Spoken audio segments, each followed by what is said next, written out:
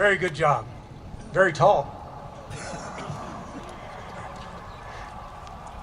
One thing somebody wanted to announce, and we are going to have an opportunity for those who would like to speak in just a moment. We're going to work around. We'll have a portable mic for folks who would like to add to this, because we are of the people. I did get one announcement somebody wanted me to mention, which was Hillsdale College is giving a free online course via the internet beginning on the 25th about the Constitution. And anybody who's been to our tea parties know that we always have Bill Gies's Law speak about the Constitution, and it's not just about the words, it's a lot about what went on in writing those words. So if y'all have an opportunity to go on there and take a look online, it's the Hillsdale College giving a free online course on the internet. You know, it was said that anyone willing to give freedoms for security deserve neither. And so we've got to stay vigilant. And if y'all would put your hands together, we have a speaker. His name is James Taylor. James Taylor is from Brazos County. He's lived there since 1991. He's worked for the Texas Department of Corrections as a correctional officer in the 80s. He's owned and operated a construction business for 12 years. He's been a bodyguard, and most importantly, he is also a firearms instructor. And right now he's serving currently as the delegate of the Brazos County Republican Party for the Republican State Convention in Fort Worth, or did, I should say. And he served as precinct chair several times as Sergeant-at-Arms for the County Convention Credentials Committee. He's a member of the Bryan College Station Tea Party, and he's always willing to get up and talk about the Constitution. So we're very fortunate to have with us today, not the singer, but the political activist, James Taylor. Please put your hands together for James Taylor.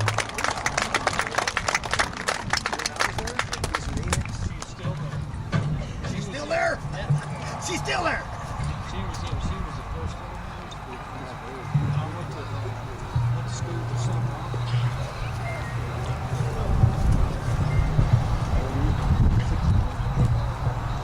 All right, it's at my height now.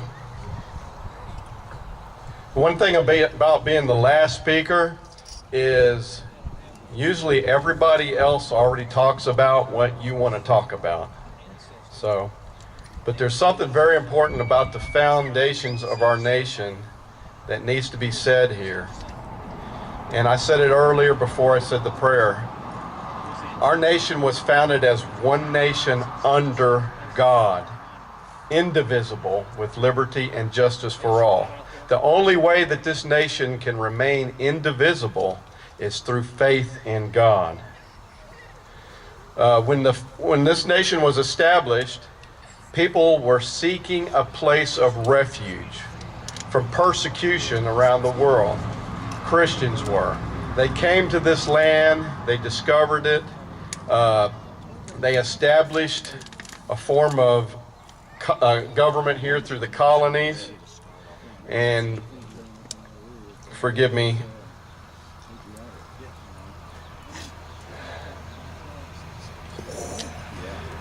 what I really want to say from the heart is, I have 4 children.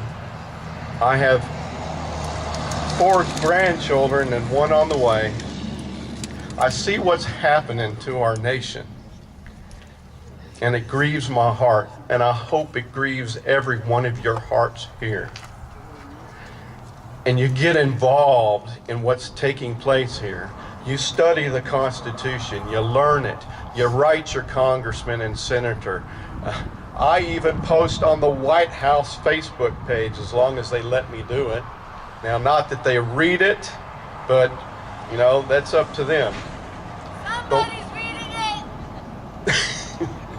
Thank you. We have an alternative media system and an alternative communication system. It's called the internet. We need to be using that to talk to one another, not dependent on it. We need to, as what was said earlier, we need to be vigilant. I got a question for everyone. What is the first branch of government? We the people. He said it right there. It's we the people. We are the first branch of government. The government The government was not established so we can serve the government. The government is supposed to serve and represent us. That's why we're a constitutional representative republic. The income tax was talked about earlier. I was going to talk about that. But the 16th Amendment is actually unconstitutional because it deprives you of your property, your wages that you earn every day to provide for your family and yourself. I call the Internal Revenue Service the infernal robbery system because that's exactly what it is. They take the money from us without our consent. How many of you would consent to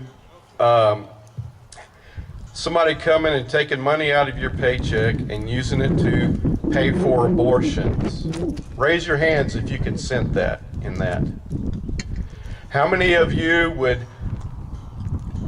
consent in them taking money out of your paycheck and using that to support the Muslim Brotherhood over in Egypt and Libya to establish an Islamic caliphate? And right now they are slaughtering Christians over there in Egypt and Libya. How many of you believe our current occupier of the illegal and illegitimate occupier of the White House is a Christian?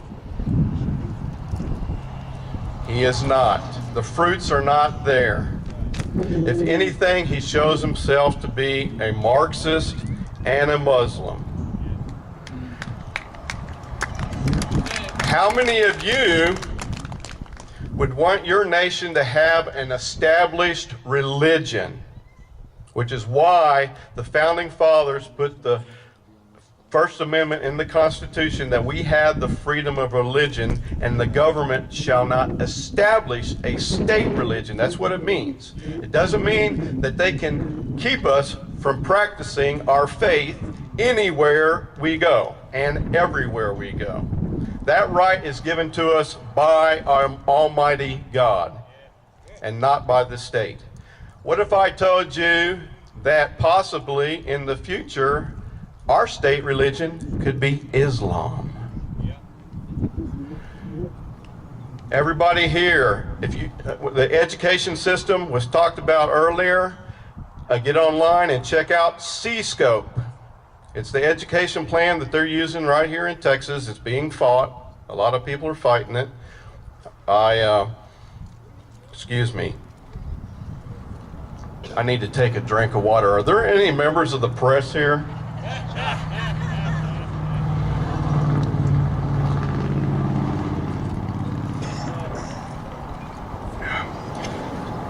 Oh, now I forgot my train of thought. Hey, I just turned 51 years old. I'm 1 year past the half century mark, so I'm starting to lose my memory. But how many of you here would approve of our military selling firearms and ammunition, tanks and fighters to the Muslim Brotherhood in Egypt? Do y'all know that's taking place right now? Okay. How many of you know anything about Islam? Raise your hands if you know something about Islam. All right. How many of you know that it is not a religion? It is an evil, murderous form of totalitarian tyranny that masquerades as a religion. C-Scope is part of that. Is they're teaching our children in our schools that Allah is God.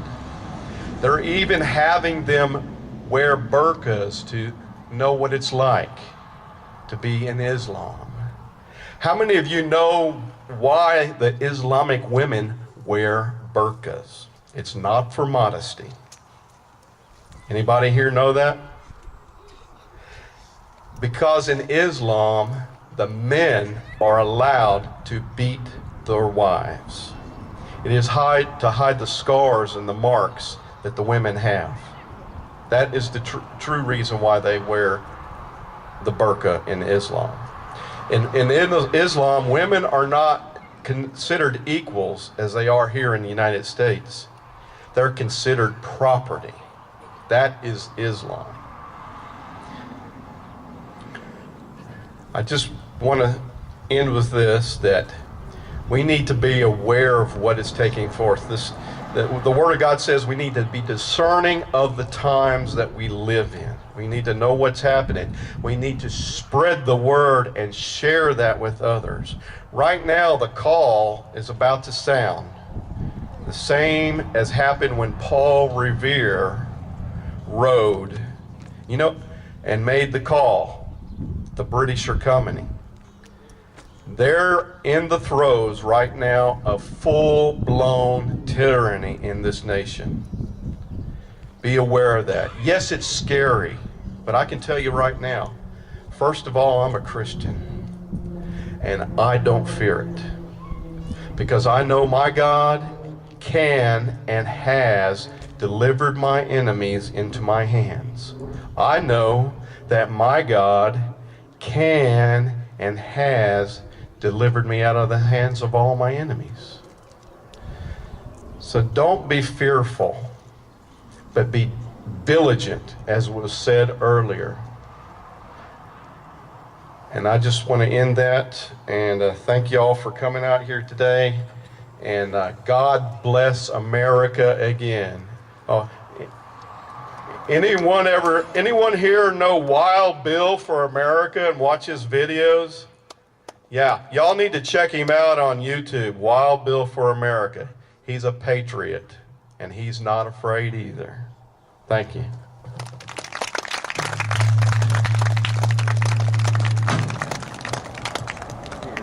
All right, can you hear me there? David, can you move out so I can see him, please? Can you turn it up a little bit? I'm on the cordless. Yeah, I know. Okay. We're going to open it up to some questions, but before we do, I'd like for everybody to please stand and join us as we sing God Bless America. Sing it loud and sing it hearty, folks, because that's what it's all about. We have to fight for our freedoms. Many have died and shed blood so that we stand here to be able to speak and be free. We've got to stay vigilant to make sure that it remains free for our children and our grandchildren. Oh, say, can you see by the dawn's early light what so proudly we hailed at the twilight's last gleaming, whose broad stripes and bright stars through the perilous fight o'er the ramparts we watched were so gallantly streaming, and the rocket's red glare, the bombs bursting in air, gave proof to the night that our flag was still there. Oh, say does that star-spangled banner yet wave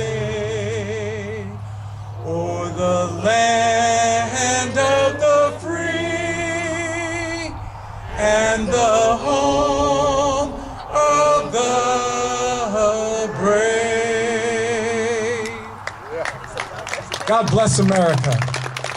Now, folks, we're going to get underway with some music, but I'm going to walk around a little bit with the microphone. A couple folks wanted to put their 2 cents in, and this is about getting out in front of that microphone. If we can, if you have something you'd like to say, go ahead and come on up. We're going to open it up for a few people who want to make some comments, but then we're going to enjoy some music. So grab your beverages and let's sit around and enjoy some wonderful country music. Come on, young man. What's your name? Connor. Yeah. Let's go over here. Let's over here. Come on up if y'all like to say. Connor, go ahead. I know I might be a student, but I believe that more kids should stand up to what is going on and realize it. I just think what's happening right now isn't right, isn't true. And I think he shouldn't be president right now. Well, it's important that you stay vigilant, and you're our next generation. Anybody else? You don't have to hurry. If you have, go ahead and come on up before we get while the band's getting on. Y'all let us know when you're ready. Thank you. Thank you. For those who may not know me, I'm the father of this young man, and I'm extremely proud of him. I had not intended to speak today. I've had for those of you who may have missed it, a letter to your editor regarding the gun control. And I know all of you, of course, probably don't subscribe to the Tribune, but I wish you would. But I have a thought on this that I'd like to pass on to you, if I may. And I had a chuckle earlier when it came to my mind that you can't put more than 10 bullets in your magazine. Reminds me of years ago when they said it's against the law for you to carry a pocket knife longer than 4 inches. So what did I do? I went and got me 2 4-inch knives. Now I got 8. So putting 10 in there, what are they going to do? They're going to get another magazine, they're going to have 20. Let me say this. Oh, well, okay, you want me to check? What I wanted y'all to know is I only have 1 sheet of paper. But for those of you who may have missed it, I can't believe the president's Don Quixote approach to gun control and violence. As some of you may know, Don Quixote was a wannabe knight in Holland, and he went around fighting windmills with a sword. How ridiculous was that? So is the president's approach to gun control. Soon nobody will have guns but criminals. We all know that. And for those of you who didn't get the chance to read what I really feel about gun control, and the gentleman that came to my front door, I knew what he was up to. I went in, he wanted money. I gave him some money, but I went in first before I got the money, and I strapped my firearm on. And when I went to the door, he was driving away in the automobile that just run out of gas. Huh? Okay. Hey guys, don't put your chairs away. We've got the band. They've got their stuff set up, and let's sit around and enjoy ourselves for a moment. So, y'all guys about ready? All right, let's enjoy some good country music, and, or I guess a whole wide variety of music. Thank you all so much for coming.